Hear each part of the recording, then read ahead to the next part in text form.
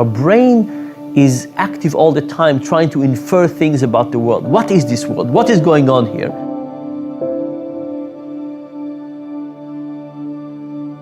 And it's using relevant cues, but also irrelevant cues. And once it gets these cues, it uses them to interpret the world.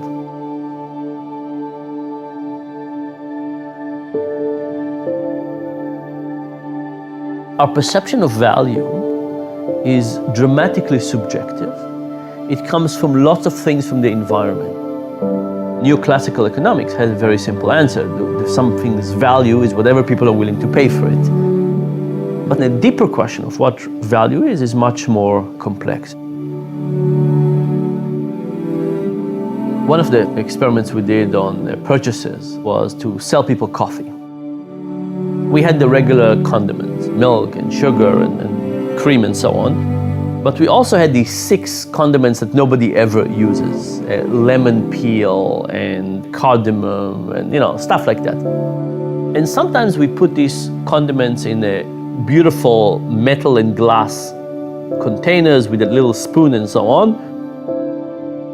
And sometimes they were in styrofoam cups, kind of torn. We wrote it in a felty pen, really ugly.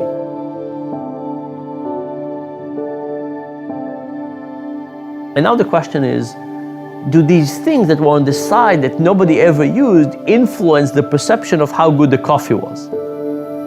The answer was absolutely yes. And they also influence how much people are willing to pay. They're willing to pay about twice as much.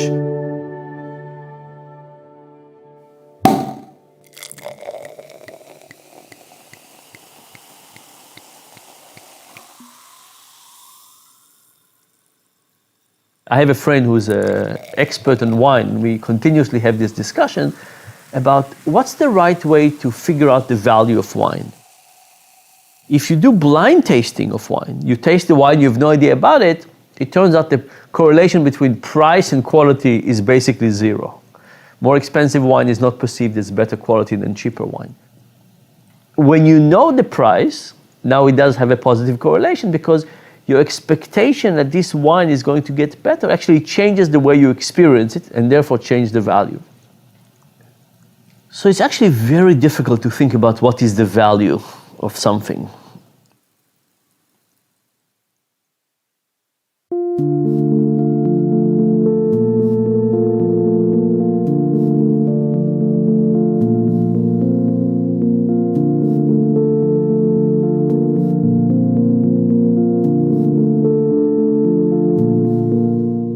We fight a lot about the role of profit and its primacy in business. Profit's a healthy thing. Profit is a metric of sustainability. Without being profitable, we don't get to be here. But there has also arisen this false equality around profit. A couple years ago, a couple Harvard Business School professors wrote an article called Creating Shared Value. What they said was, there's a new way of thinking about how businesses can serve. Philanthropy is the old way. Philanthropy is sharing wealth that's already been created. But a better way is to create wealth by serving. And so in creating shared value, you then have to say, well, that's interesting because now we're going to create a profitable business that does good. And they coined a phrase that I just love. They said all profits are not created equal. Those that carry a social benefit are better. So let's stop arguing about this. Because if you're an investor, why wouldn't you invest in a company that returns adequate reward to you, but also does good? If you're a government, why wouldn't you favor those businesses? Why wouldn't you look for businesses that do good in addition to making a profit? And then here's the rub. If you're a business leader and you're competing for capital, why wouldn't you choose a business model that does good in addition to rewarding shareholders? Because you yourself will be rewarded. And so now all of a sudden we've just changed the incentives completely. All profits are not created equal. Let's be honest about that. Those that carry a social benefit are better.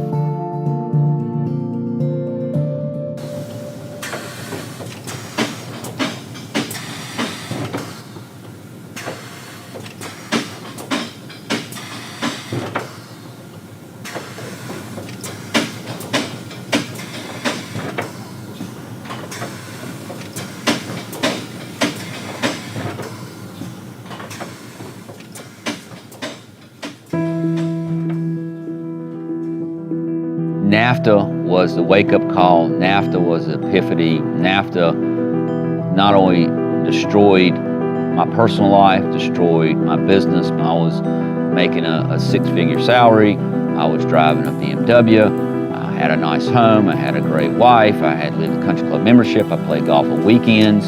It just destroyed everything that they told us, in business school, everything that I felt like I was on the path to do, the people I was associated, the direction I was going. I was a pretty hardcore Republican in those days. I was living, I was in this kind of that matrix. I was living in this world that, hey, it all seemed great. And NAFTA was that kind of breaking point. Maybe this path's not the path I need to be on.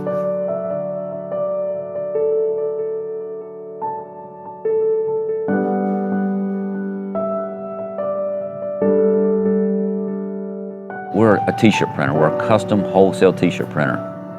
Here in North Carolina was a big textile hub. And I had lots of friends and a lot of companies that either made that venture overseas or they went out of business. But we did not want to do that. We just felt, even in the mid-90s, there was something wrong with this scenario that, yeah, we're going to outsource to make more money here, but then we're going to sell our product to a person we just laid off. It just didn't really make much sense to us. Mid-90s, we changed the mission of TS Designs. We want to be a successful company while looking after our people, the planet, and profit. So everything we do, every decision we make, every product we buy has to ask, what's the impact? Not only to the bottom line, what's it going to cost the company, but what's going to be the impact of the planet and the people. We felt like it's important not only to talk about this stuff, but demonstrate, to step out there and do these things. So we're in a little industrial park here, put our first tracking array. Golly, that thing's 12 years old, 13 years old. Never forget when we first put it up. I mean, that was the second one in Alamance County, the biggest one in Alamance County. A lot of people thought it was some type of satellite dish. What kind of TV station will pick up on that thing?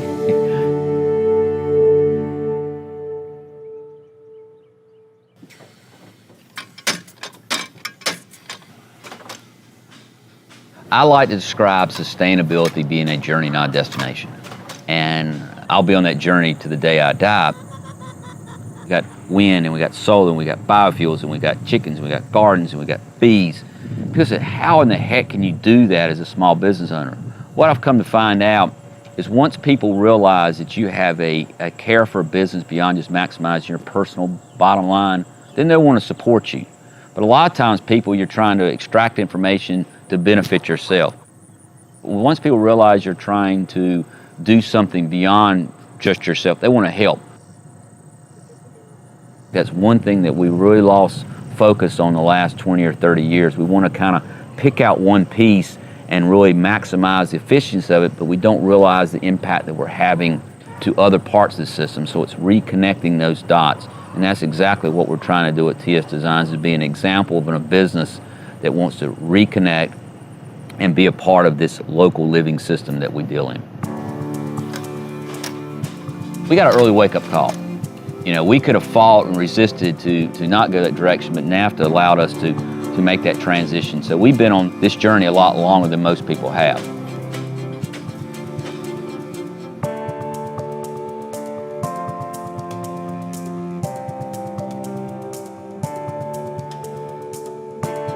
Things happen that change how people value things. Often what we try to do is we are in one state of the world, and we're trying to predict how we would feel about life if we were in a different state of the world.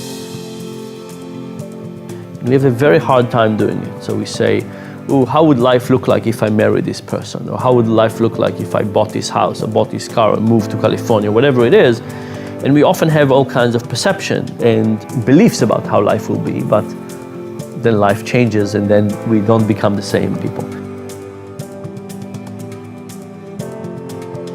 Having children, and that's probably true for many parents, is when you start to really think about, well, I want my baby to grow up healthy. How am I going to do that? It was then that I became much more conscious about knowing where food comes from and how badly, unfortunately, the United States is doing in terms of letting us all know where our food comes from, labeling whether or not it's got a genetic modification in it. having it be a monoculture that could in fact collapse.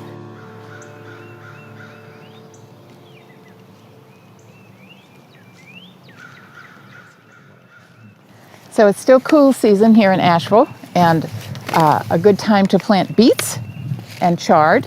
This is Chioggia beet, which is a wonderful heirloom seed. It's a beautiful beet that grows, there we go, into beautiful globes of rings of color. The beet is, on the inside, is both red and white, so it makes for a beautiful salad. I'm planting this between some other things, and it's not very hard to do, so.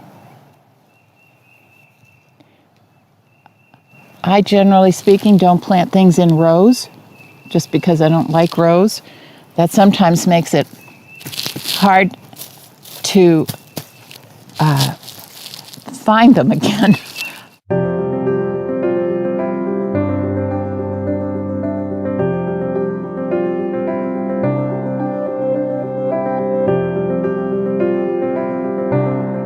When I started the company, I wanted to essentially, in a small way, create the world I wanted to live in. And that would not be terribly hierarchical or authoritarian. I wanted people who worked for SoTrueSeed to have a sense that their jobs were important and a certain empowerment to make those jobs better.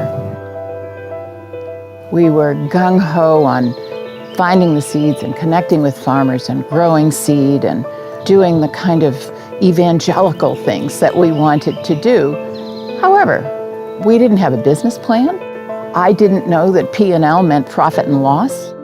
I learned a great deal about the necessity of making a business a business. That is to say, the basis for sustainability is being able to pay for yourself. One of my favorite things in the world is Swiss chard, and especially the rainbow chard, because it's so beautiful. It withstands heat better than other greens. So they look like beet seeds, and that's because they're in the same family. Swiss chard is.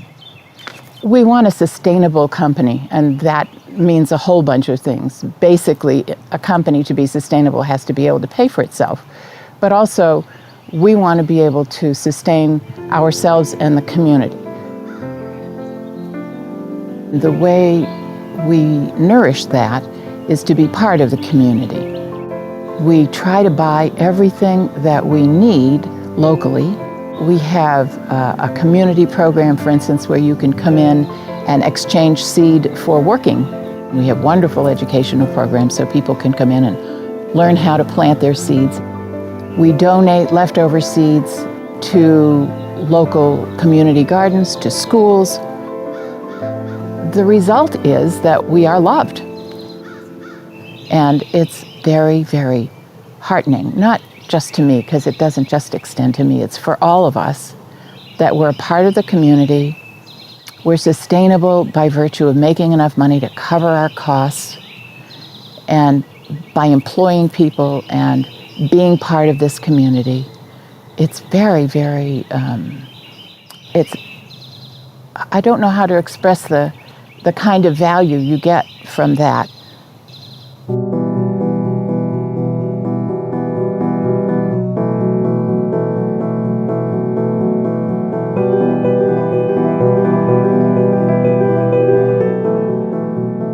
Business is a powerful force for positive social change. One of the only ways to think about that is that we've seen business be a powerful force for negative social change a lot of times. And we've gotten to the place where we're not surprised by that anymore. Bangladeshi factory collapses, 1,000 people die, and it's a horrible thing, but people kind of, shake their heads and think, well, it's just another example of the bad behavior of business. You don't have to shift the frame too much to think, well, wait a minute, it's not that there were people in Bangladesh making things. What if they'd been in a safe factory? What if they'd been paid a living wage in a place where there's not much work? Well, then all of a sudden it's pretty simple to see that that might have been a good thing. What if the goods they were working on were made from organic cotton grown close by? then all of a sudden now we've made an environmental statement that's powerful and positive. So there are all kinds of ways that the very same transaction could have done good instead of doing bad. We think about this in ways that today seem like the exception, and they seem fringe, right? So the biofuel industry makes all the sense in the world, but it seems a little bit like it's not something that we run into every day. And so that's, to me, the bigger challenge for business is not to have people begin to even anymore conceive that business can be a force for positive social change. It is to say, how do we scale the change?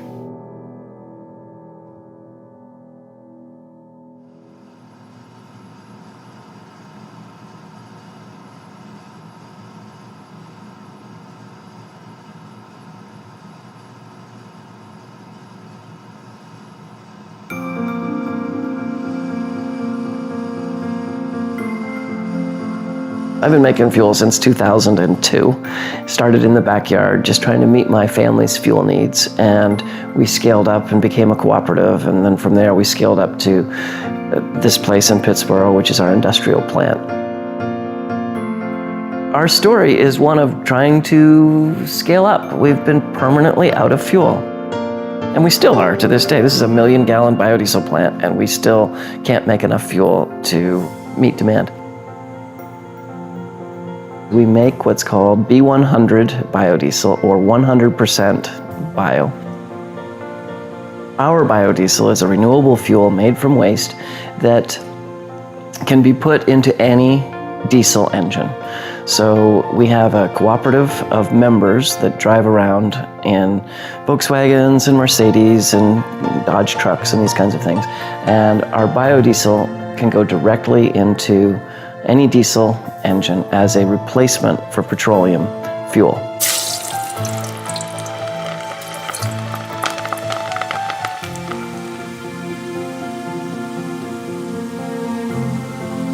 We collect used and waste fats, oils, and greases from within around 50 miles of our plant, and we bring them here and we spin them into fuel, and then we put that fuel back out into the same community.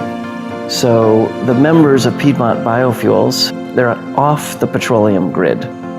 They are not attached to war, spills in the Gulf, or pipeline eruptions, or anything that has to do with the oil industry has really nothing to do with us.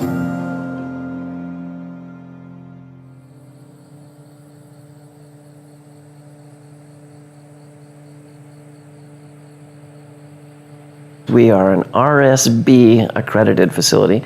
That is the Roundtable on Sustainable Biofuels. That's out of Switzerland. And that is a fiendishly complex accreditation that essentially measures the sustainability value of our fuel. We're the only biodiesel producer in the United States to have that accreditation. And that's important because not all biofuels are created equal, and biofuels are not without sin. When we started this, we'd show up in, at a fast food restaurant and say, hey, can we have the grease out of your dumpster? And I think that people just thought we were quirky. As time wore on and people started realizing that, maybe there was something to climate change and maybe we did have a problem with petroleum, there was a moment there when biofuels were going to save the world, and they became very big, and it was crazy. We became rock stars. We were sort of heroes in the biodiesel movement. Along came I guess it was the summer of 2008, world commodity prices went to an all-time high, when Bear Stearns died, and the world changed. But what happened there was biofuels became evil. That's when we were on the front cover of Time magazine as the greatest hoax ever perpetrated against the American people. And that's when the United Nations came out and said anyone making biofuels should be charged with crimes against humanity.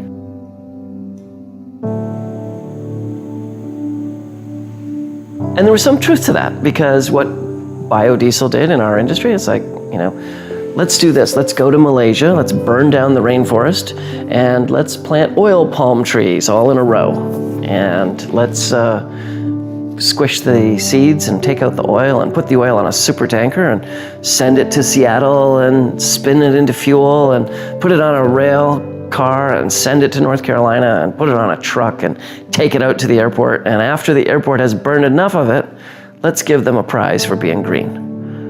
It's like, stop the madness.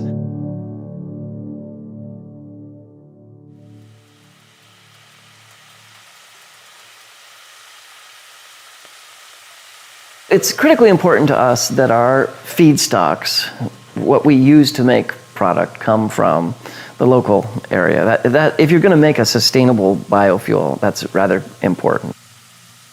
So the RSB certification is, I think, quite important to us because it does let people know that not all biofuels are created equal.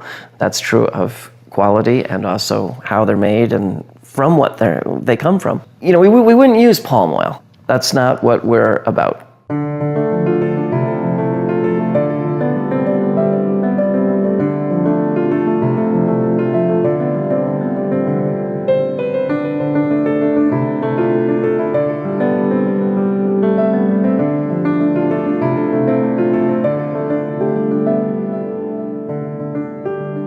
Businesses have to run well, for-profit and non-profit alike, in order to be able to accomplish their really high purposes.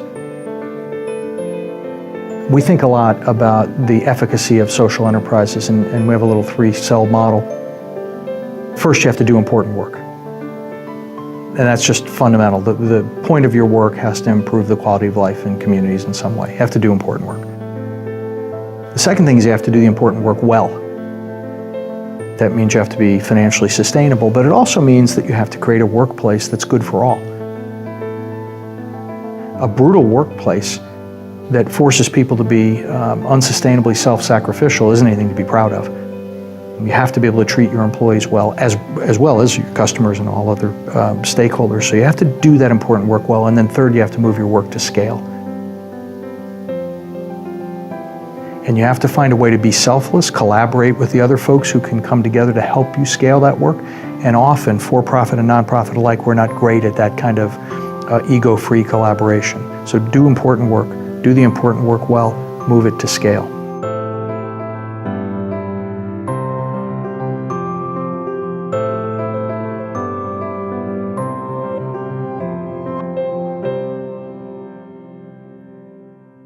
In 1840, there were no seed companies.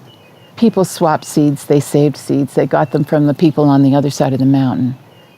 Still here, there are beans that are named after families because they've been saved for so long. Those seeds are disappearing because you can't buy them from big companies. So it's we small seed companies, and there are several of us scattered all over the country, that are trying to save the biodiversity, the different kinds of varieties of seeds. And the reason to do that can be well illustrated in the Irish potato famine.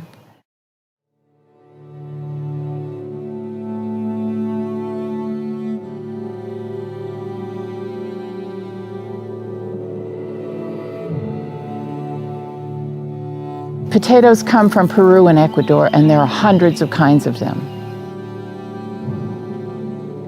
Ireland, in the 1800s, was growing 5 kinds, and those potatoes got a blight, and it affected every one of them.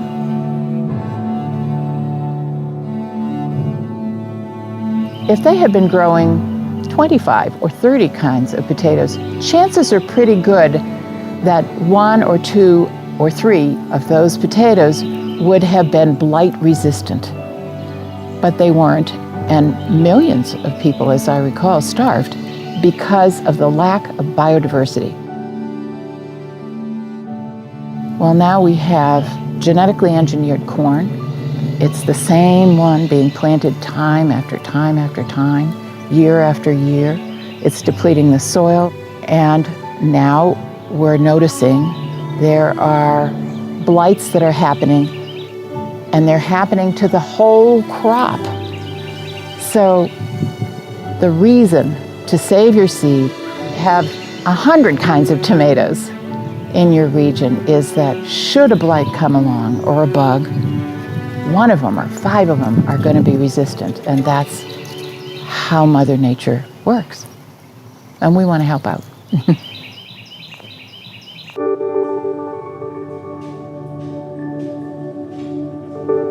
What the apparel industry has done since the mid-90s is they've run around the world utilizing cheap energy, chasing cheap labor. But even the business schools, the Chamber of Commerce, the Department of Commerce, all the economic folks says your labor is your most expensive cost of doing business in apparel manufacturing, so you need to outsource it. Fast forward today, see what that's gotten us. Devastated local economies, very high unemployment. Our employees are by far our most valuable asset. We have taken major hits at TS Designs, not only personally, financially, what we've tied up and had to give up, but we've always maintained retirement benefits. We've always maintained health benefits. Then what we did behind us represents our whole garden system. So all the produce that comes out of the garden, all the eggs that come from our chickens go back to our employees to make them healthier, so they basically are more productive. They're going to be less likely to be sick. We changed our company policy. Every employee that works at TS Designs, if there is work needed to be done in the garden, we pay them to work in the garden.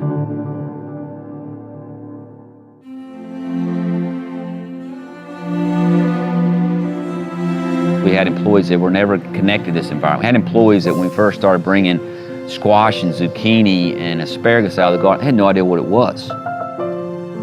We're very transparent with our employees, what we do and why we do it. Some of them get aboard immediately. Some take time. As long as they're supporting what we do at TS Designs, we produce high quality, sustainable t-shirts, then as long as they're meeting that job, that's what they're mostly valued on. But over time, they're understanding the value of what we've done here with the garden. I like to describe what we do as, you know, this is something we're passionate, but it's not a religion I'm going to jam down your throat. We have no employees that smoke. We have no employees that are overweight. Not because we have some rule or mandate that says you can't be fat and you can't smoke. It's just this environment that we started to create around them. It's a system. We're all connected together. For our employees having access to local healthy food is just as important to us as producing sustainable t-shirts.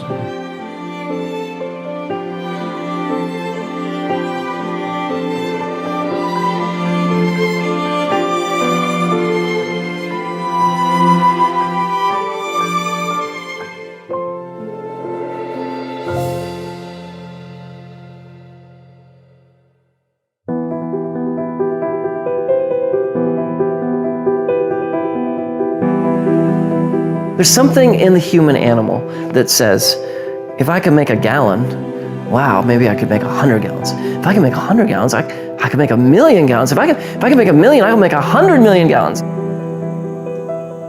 Someone managed to put it in our heads that big is better and the economies of scale are what can drive pricing down.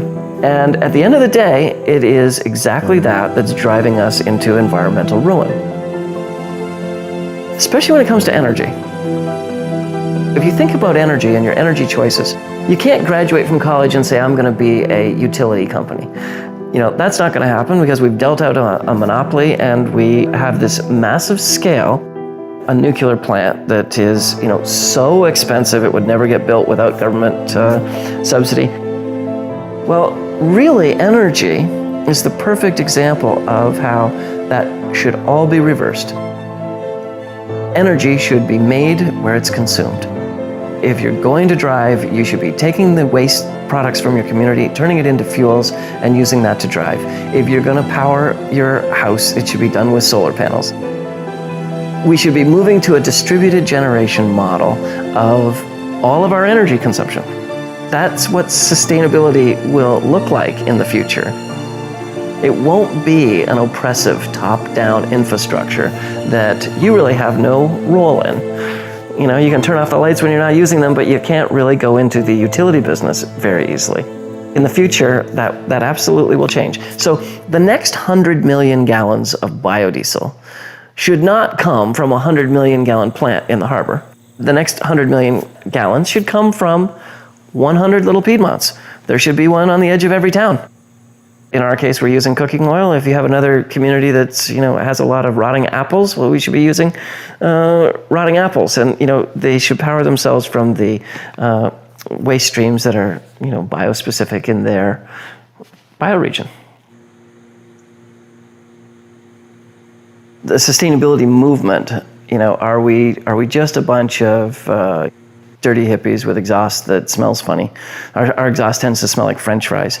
The reality is, of course, there's technology involved, there's invention involved.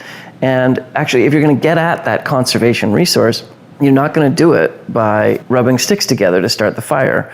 You're going to do it by, say, coming up with an LED light bulb that uses a fraction of the electricity but produces the same amount of lumens. That kind of invention and progress is something that you're going to find, I think, at every level of society. So I think the future of biodiesel will come from deeper in the waste stream. And the way you drill deeper into the waste stream is through the technology. Today you might say, I can't touch that stuff. But tomorrow you'll say, this will make a fine fuel. In all things, there's probably a constant need for improvement. Certainly true of the biodiesel space. It's true in the sustainability movement in general. It's true even if you look at our corporate structures. There's obviously vast room for improvement there. There's a screaming need for integrity, authenticity, and transparency. Think about something like trust, which is incredibly important in society. Imagine for a second how it would feel like to live in a society with no trust. You would have to lock your car and your house and not have a bank account and all kinds of things. It would be really, really tough. Nevertheless, it is not clear that we have a good trade-off between what we're willing to pay for something and trust. What we often find is that some things come into play in what we call sacred values. So as long as we have sacred values, we put tremendous value on things like trust and social and public good. But the moment they come into the market relationship and we have regular trade-offs with them, I think their value is going to be really vastly diminished, because all of those things on a per moment transaction are worthwhile giving up. Trust, I want in principle, but right now if you gave me a lot of money, maybe it's worthwhile to sacrifice it. Pollution, I want the world to be clean, but right now if you gave me something, maybe I would sacrifice it.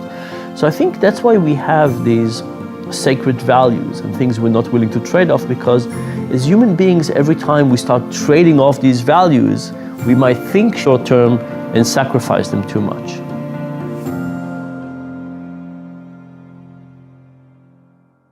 I'm utterly convinced that sticking to principles is profitable. In a local community, it's profitable because people can trust you, and building trust is huge. At the moment, there is such an atmosphere of mistrust almost everywhere that it is of great value to this community that we remember that we really can trust each other and that we prove it by being trustworthy. And I think it's terribly important for a business in a community like this or anywhere to make sure that they're really upfront with their customers. And if you lose some customers that way, that's too bad. But in truth, most people want to be able to trust. I can tell you, for example, a couple of years ago, we sold garlic. This garlic had a blight on it, and we didn't find out until after we'd shipped it. So we went back at great expense and contacted everybody we'd shipped that garlic to. It was just one box, fortunately, and said, please be aware that this could be blighted. Check it. Send it back if you don't want it, or just throw it away. We'll happily resupply you. It cost us a lot of money to do that. And I can't tell you how many customers have commented on how much they are willing to buy seeds and other things from our company now because we went right out there and said, uh-oh, we goofed. I think that is sustainable, and I believe it's profitable.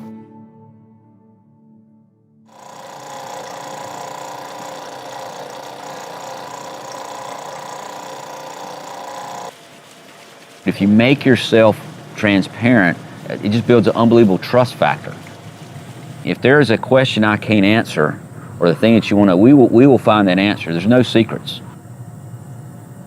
5 years ago, we launched what we call the supply chain cotton of the Carolinas. And that has really been our focus. We've seen our biggest growth, our biggest interest. It's a lot like what's happened in the local food movement. People are starting to realize, I want to know where my food comes from. We want to do the same thing with apparel. We want to know where that apparel comes from. What we describe, make a shirt that's dirt to shirt in 600 miles, impacts 500 jobs, and in a completely transparent supply chain. And so when you get a Cotton of Carolinas t-shirt, now we have a style number that you drop into a website that brings you to a Google map, and that when that Google map pops up, you get not only a picture, a phone number, a physical address, an email of everybody involved in the supply chain: the farmer, the ginner, the spinner, the knitter, the finisher, the cut and sew, and then us, the print and dye. We make our supply chain completely transparent. Now, what they'll tell you in business school, you just basically told somebody how to compete with you. And what we like to say, we feel there's more benefit in being transparent compared to, yes, there's people that can see that information, and if they have enough money and they're foolish enough, they can be in the t-shirt business too.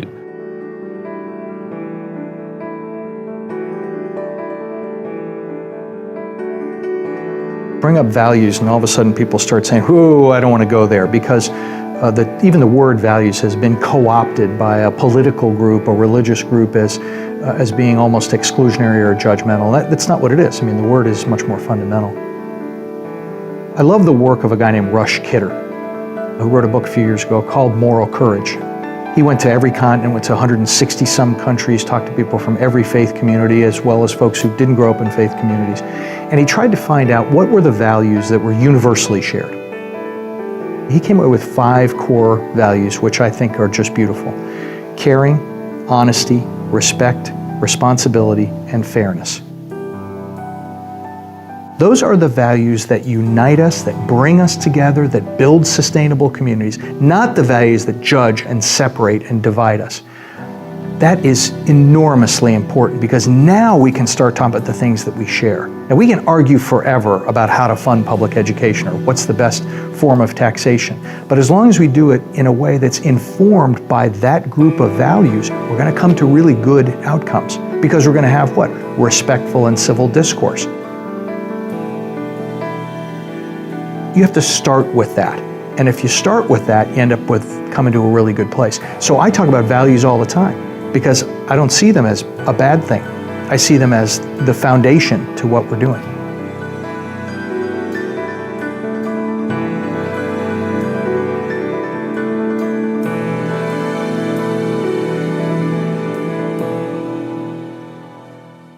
Our company is a social enterprise. We started the company to stop kids from being hurt, principally from being sexually abused or from drowning. That's kind of the reason the company exists. We have a relatively simple but a pretty elegant model. We use the platform of insurance to gather a tremendous amount of data about how kids get hurt. We aggregate that data and then share that with our customers in such a way that they'll change their business practices to minimize the chance that something bad will happen. That has the benefit of keeping kids safe and healthy and driving down the cost of insurance over time. So we're nominally an insurance provider, but we're mostly about changing behavior and keeping kids safe. It's really important to understand that when we founded the company, we literally have a business model that was written on the back of a cocktail napkin. And it says right at the top, says serve others. That's why the company exists. We didn't start the company to make money. We asked ourselves, do we matter? Does our company matter? In other words, if we dry up and go away tomorrow, somebody else will provide insurance to our customers. So we have to matter for a completely different set of reasons. We have to matter because we will help our customers keep kids safe. Interestingly though, top of the pyramid says serve others. Right beneath that, it says make a profit. And we're not apologetic about that. If we can't adequately monetize the work we do, we can't be here to serve others. So for us, profit is simply a metric of sustainability. That's all. And I would argue that that should be true for any purpose-driven business, whether it's for profit or not for profit. Now everybody goes, whoa, I'm not for profit, I can't have profit on there. That's wrong. They might call it a fund balance or a reserve or a surplus or whatever, but nonprofit, for-profit doesn't make any difference. You have to be financially sustainable. But interestingly, because we exist for a higher purpose, we are much more mission aligned with our customers. And by being mission aligned, when they do business with us, they recognize they're not just buying insurance. There is a competitive differentiation. If you talk to all of our customers, they'd say, no, I recognize I can get insurance someplace else. I choose Redwoods. We're going to be an operating partner with them. And so at the end of the day, quite frankly, customers tend to pay a little bit more for our products and services, which makes us a little bit more sustainable.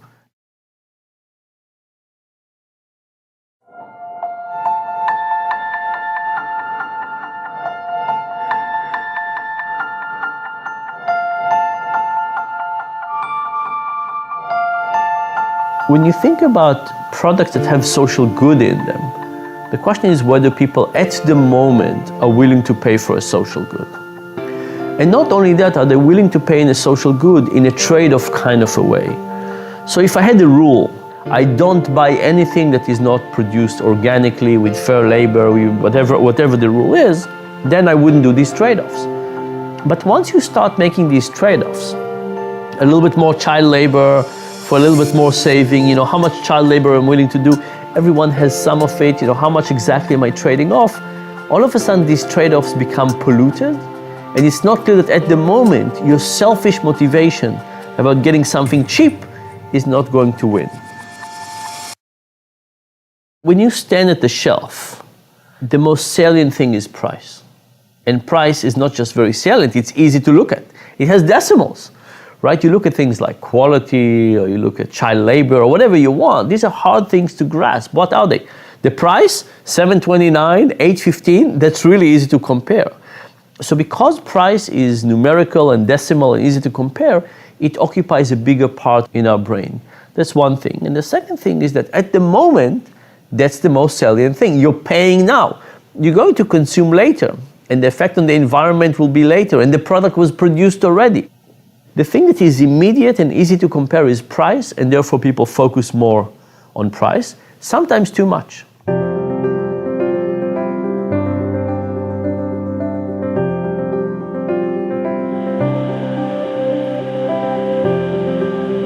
Yes, our t-shirts cost more because where they're made and how they're made.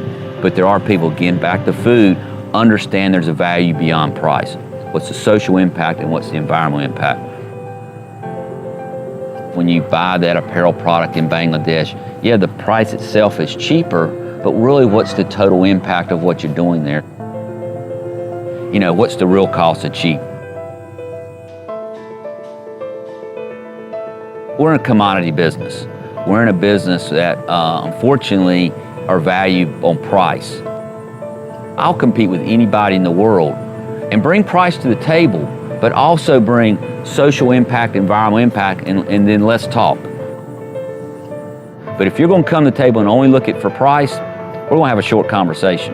I don't have conversation with the big box stores. I mean, they might put solar panels on a building and stuff like that, but they have totally destroyed the apparel industry and the apparel market, because what have they done? They have built a model on cheap, unsustainable transportation and labor. So when they come back to the U.S. and want to source, their apparel here, well, first of all, their margins won't support it. They're not going to, I don't think, greatly raise their prices. They're not going to reduce their margins. They're looking for people like us to make it up. And there's no way, when I'm talking about Bangladesh at 55 cents an hour, I mean, our average labor cost, so that's 500 people in North Carolina, is probably $15 an hour. The gap is so great We have just totally screwed up and destroyed the apparel system. So it's that back to that re-education, buy better, buy less, buy local. In a very general way, we are focusing on the short term rather than long term. And sometimes we call it a present focus bias, that we just focus on now. And you can see it everywhere, right? You could say healthcare, good long term, short term donuts are really fun.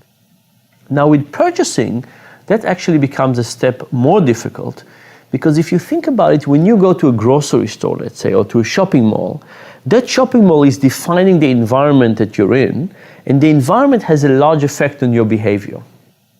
You might think that you decide what to do, but the environment actually has a big effect. And when you go into a shopping environment, you're basically in their mercy. They decide what kind of pieces of food to let you taste and what kind of promotions to expose you to. All the motivation of the commercial environment around us is to get us to do things that are good for them in the short run. They want our time, money, attention right now. So, I'm not very optimistic that we can educate people about the importance of child labor, fair trade. And unless we get it to be something that like taboo trade-off, that we're going to get people to reconsider it and therefore be willing to pay at the pump or at the grocery store. If you think about fuel, for example, we do have more clean fuel than less clean fuel. And if you had a one-time decision, like which car do you want to buy, one that goes on clean fuel or non-clean fuel, maybe people would say, let me make this commitment. It's also a public statement. Other people can say what car I'm driving and so on. But if you drive to the pump and you can choose cheap or expensive, bad for the environment or good for the environment, I think that way too often we would focus on the short term, on money, and on being selfish.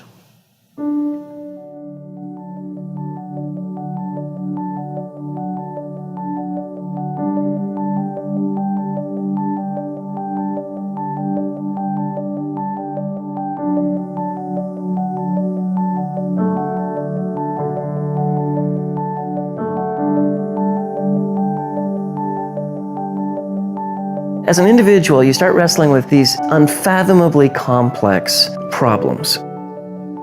Peak oil. Wow, what are you going to do as an individual about peak oil and the fact that, U.S. reserves peaked in 1974 and global reserves peaked on Thanksgiving Day of 2007, blah, blah, blah. And you get into whether the Saudis are overstating their reserves, and you get into just an extremely complex issue that can be overwhelming, and maybe many people sort of go, can't deal. The trick is to get into the scale of me. Try to chase it down into a scale that I can understand. And what I can understand is my family's footprint. I can understand my electric bill. I can understand my miles driven. I can understand these things. And so by focusing on the scale that I can understand, I can make some progress and feel that I am doing something about peak oil. I am engaged in these unfathomably complex problems.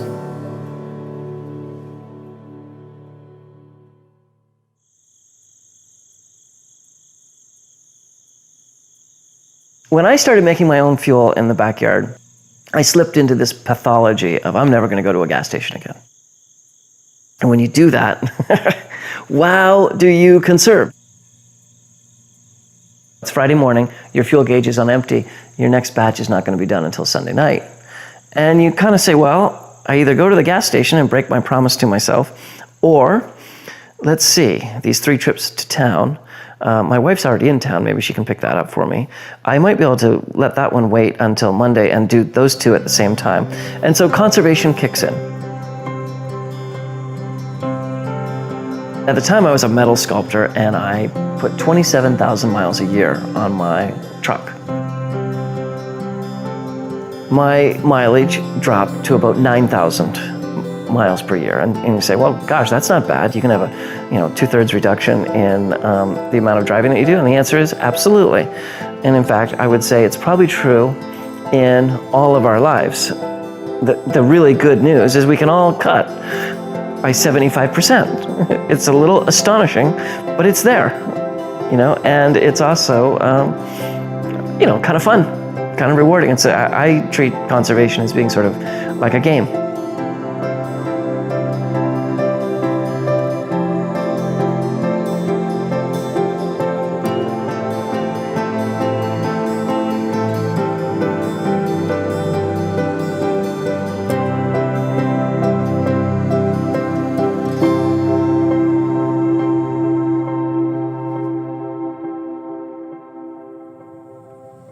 One thing when I go to and have a meeting, I'll usually ask the question, can you tell me without looking the country of origin shirt you're wearing today? I've probably asked that question 150 times. I've got probably less than 10 answers. The problem we've got today is most people are not aware of what they're doing. So every day they'll pull that wallet out of their pocket and they'll make that purchase of coffee, gas, apparel, whatever. And sometimes you make a bad decision because of the environment you're in. That's okay. The example I love to give people is right down the road here is a fast food restaurant. And there's probably maybe once or twice a month that I'll end up there. The reason I end up there is I'm stuck between two meetings, and I realize if I don't get some food in my system, I'm gonna have a hellacious headache, and then I'm gonna be not as productive that I need to be the rest of the day. But I realize when I go in there and buy that food, I'm not helping myself, I'm not helping the local economy. I sympathize for the chicken I'm getting ready to eat because they don't have the quality these chickens over here have. But at least I'm aware of what I'm doing here. But by you making a decision, by not being aware of the impact you have, that's the problem. That's what we gotta fix. And if we can just get people to start to be aware, we will greatly accelerate down this path and make our communities a lot better place. But the problem is we get so caught up in, we don't have time, or we depend on information given back to us. You know, this product here is $1 compared to $2. Well, that's got to be a better deal, and I'll buy it. There's things happening globally: climate change, peak oil, 9 billion people on the planet, access to cheap resources. That's not going to go away. Everybody thinks we're going to grow ourselves out of the economy. Well, those 4 things I just told you are not going to just allow us to grow it out of the economy. The way we're going to make it a better place for everybody, we all got to participate. The more you extract from the community, the bigger house, the bigger car, whatever, basically just pushes somebody else down. I'll never forget when we first started our business, I mean, success was determined by a country club membership and driving a Mercedes-Benz. What was portrayed as successful and the path to be on is really not going to work.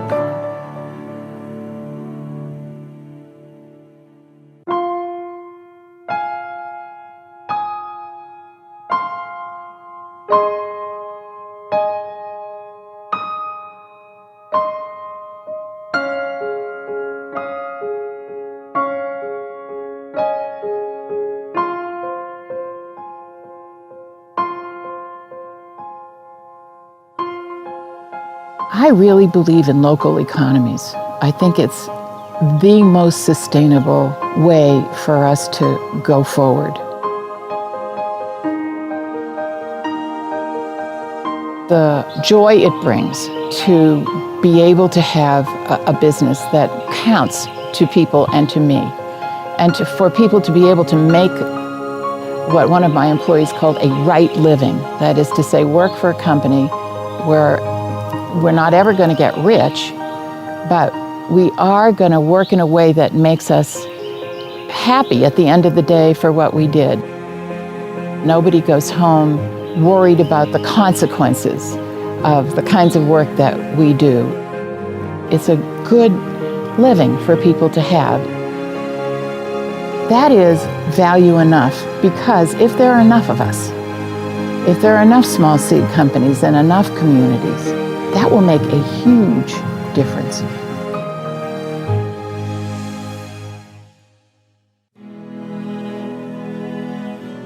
The role of business in society today not only can be different, but must be. When we get involved in business, all of a sudden we can only talk about spreadsheets and quarterly profit statements. Those are important, but they're not the reason we exist. The reason we exist is for love, is for service. We appreciate people who are honorable, people who do the right thing. Too often in business, leaders do what they can instead of what they should. We all know what we should do. Why don't we do it? because we have this set of rewards that incense us to do the wrong thing. And we now know that environments that are built around the wrong incentives make moral people behave immorally. And those of us that have the great blessing of leading businesses don't get to check our morals at the door when we come to work. That's a part of who we are. And so everything we do all day, every day, ought to be a part of serving. A business has the opportunity to serve its employees, it has its opportunity to serve its customers, but it has an opportunity and obligation to serve the broader, wider community. Anyone who says, I just exist for profit, is lacking in moral courage, because that's a person who says, here's what I think personally, but here's what I think professionally, and they're two different things. Not only are they different, they can't reconcile. We have the obligation to reconcile our personal values and our professional responsibilities. And that calls us to look the shareholder in the eye and just say, here's the deal, you're right, I am levying an undue tax on you this quarter because I'm going to take some of our excessive profits and try to help others. All businesses are not above, they're of the community. And so if the community is broken, it's just a matter of time before the business is going to be broken. There is, at the end of the day, a compelling economic case to be made that we ought not have poor people, or we ought to do all we can to minimize the number of poor people there are. Because at the end of the day, that grows our economy, that gives us better ideas, it gives everybody greater opportunity. That's a fundamental, almost a math case for that. There's also the moral case that can be made. You know, most of us have grown up in one or another faith tradition that tells us that we are our brothers and our sisters' keepers. We're responsible. And if you buy that, which I think most people do, then you have to think about everything you do as what am I doing for those others who are not as fortunate as I am.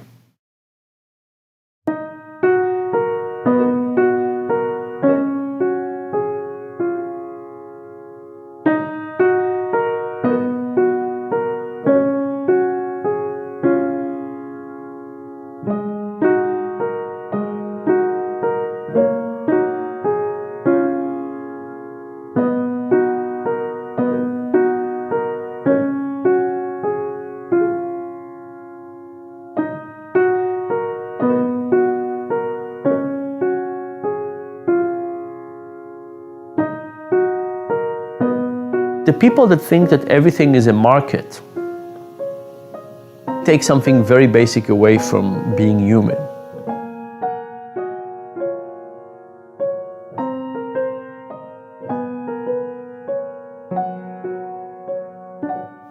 Imagine I asked you for something simple like, would you help me change a tire on my car? Ask yourself, how likely would you be to help me? Now imagine that I offered you money. I said, would you help me change a tire on my car? I'll give you $5. What happens when I offer you $5? Do you say to yourself, gee, I get to help Dan plus I get $5? No, most people say, oh, this is work. I'm not interested in that. I'm not interested at all. Now, if I offered you $500, you would do it again. But what's interesting is that I can add money to an equation and make the motivation lower. So with no money, you would be willing to help.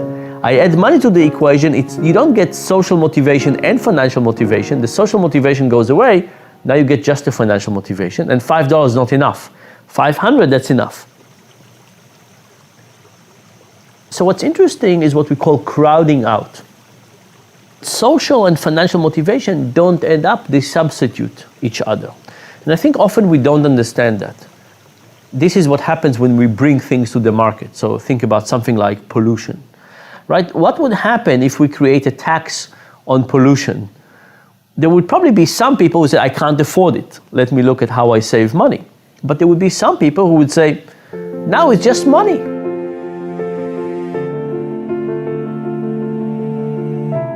When we moved to Durham, we bought a relatively old house.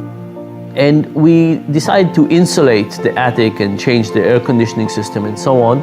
And the contractor that came was shocked. He said, we will never recuperate this amount of money because we're going to spend so much money insulating the attic and electricity is so cheap, it's not going to be ever effective. And of course, financially he was right, but we did not make a financial decision. We were saying, this is what we think good people do. We try to save the environment. We try to insulate the attic. We're doing all of these things that are not about economic efficiency. But if all of a sudden the computation was different, and it says it's not part of the social obligation of how we think about the world and our kids and so on, it's just a financial thing. Would you prefer to pay this amount or that amount? All of a sudden we would have probably thought about it differently and said, okay, we'll just pay the tax for this and let's not think about it.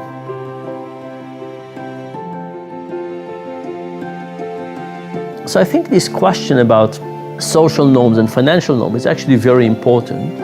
And what kind of things should we not even introduce into the market? Right? And I think there's lots of those things that we should basically say, these are not things that we should make part of the market. These are things that we should keep as sacred values with no trade-offs.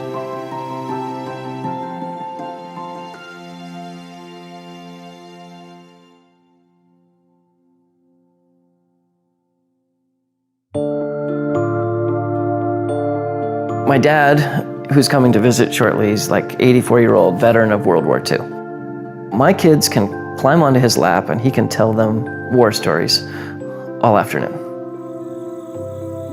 The question is, if I make it to having grandkids that pile onto my lap, what am I going to tell them that I did in the war on climate change? Do I want to say, oh, we didn't try that because we didn't think it would work? Do I want to say, oh, you know what, we thought that would be too expensive? No, absolutely not. I'm going to tell them war stories. I'm going to tell them about the things that flopped. I'm going to tell them about the things that worked. I'm going to tell them about the progress that we made. And I'm going to tell them that I was in the war and I served valiantly in the war effort to make it so that the human animal and other species could sustain life on this garden planet.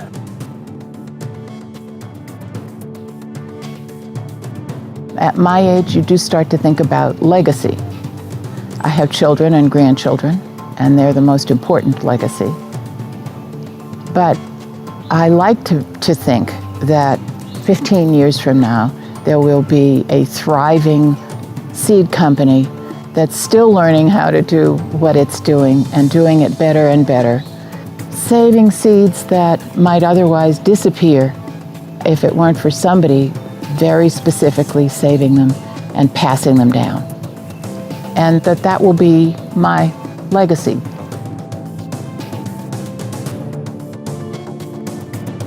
Everybody has a part to play, and don't forget that. No matter how small the part is, it's the pieces that make the community.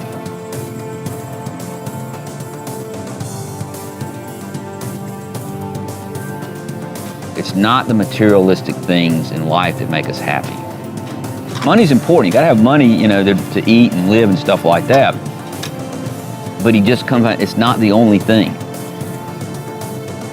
Money doesn't give you the passion, give you the heart. And it doesn't connect you to your friends and community.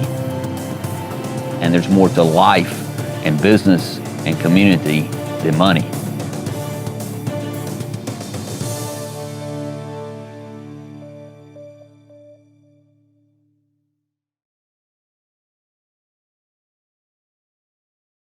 Often people say, no, I get it, I understand that. So what I'm going to do is I'm going to go off and I want to make a lot of money for X number of years, and then I'll start giving that money away, or then I'll start serving. And I would simply tell you that in many ways we're out of time. We are at a place where our global society is more profoundly broken than maybe at any time in history. And we have the opportunity to change that. When we start thinking about a business school graduating 300 people and 25 of them are going to go into nonprofit work or going to work for for-benefit corporations, I'm proud of that group that's bucking the trend and doing that. But for the 250, they're going to work for banking or consulting, and all they're going to do is make shareholders more money. You have to ask yourself, do you matter? The personal strategic question is, do you matter? If you don't do that, isn't somebody else going to do that? But maybe there's something inside your God-given set of skills that will allow you to help others in a profound way that no one else on the face of this earth could do. I would ask people to respond to that. I don't miss a lot of meals. I drive a nice car. I'm not asking people to live a Spartan existence. What I'm asking people to do is open their eyes and understand the broad global context in which we exist today. We're profoundly fortunate, and there are an awful lot of people depending on what we do in the next day, week, month, year in our careers. It's time. Serve.